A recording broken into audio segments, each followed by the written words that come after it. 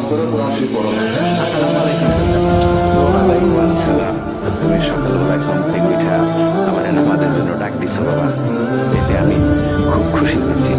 খালি আজকে না, এখন থেকে আপনার প্রত্যেকদিন সকালবেলা নামাজের জন্য ডাইকা দিন। তাইলে তো খুবই ভালো হয় বাবা। কাকি, আমি আপনার সালাম দিছি, আপনি সালামের জবাব দেন নাই। সালামের উত্তর দেওয়া উচিত।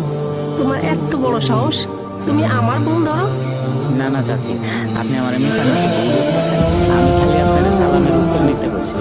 এই কামলার ঘরের কামলা, যা এক্ষুনি যা, যে গোয়াল ঘরের সব ময়লা পরিষ্কার করবি তুই এক।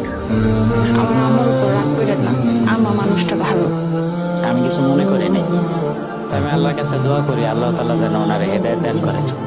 জোরে আজান দিতেছে, আমি জোহরের নামাজ শেষ করে তারপর আইতেছি। এত দামি মাল দিব ওই কামলা রে? অসম্ভব। আমা, কামলা বললেও তুমি মানুষ। এ কি আপনি আমার ঘরে? আপনার লাগে দুপুরে খাবার পেয়েছে।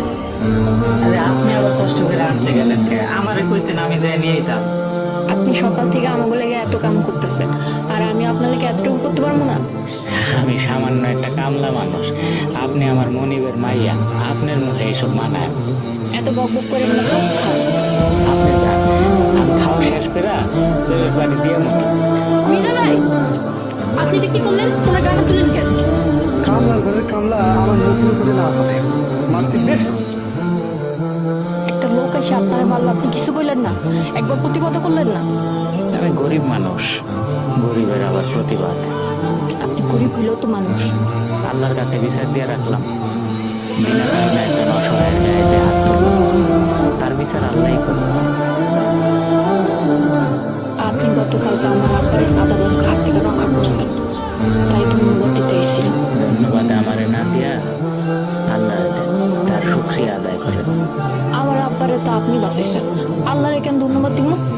আল্লাহ তাআলার ইশারা ছাড়া একটা গাছের পাতাও লড়ে না, মানুষ তো ছিল মাত্র। আচ্ছা ঠিক আছে, আল্লাহরে ধন্যবাদ, সাথে সাথে আপনারও ধন্যবাদ।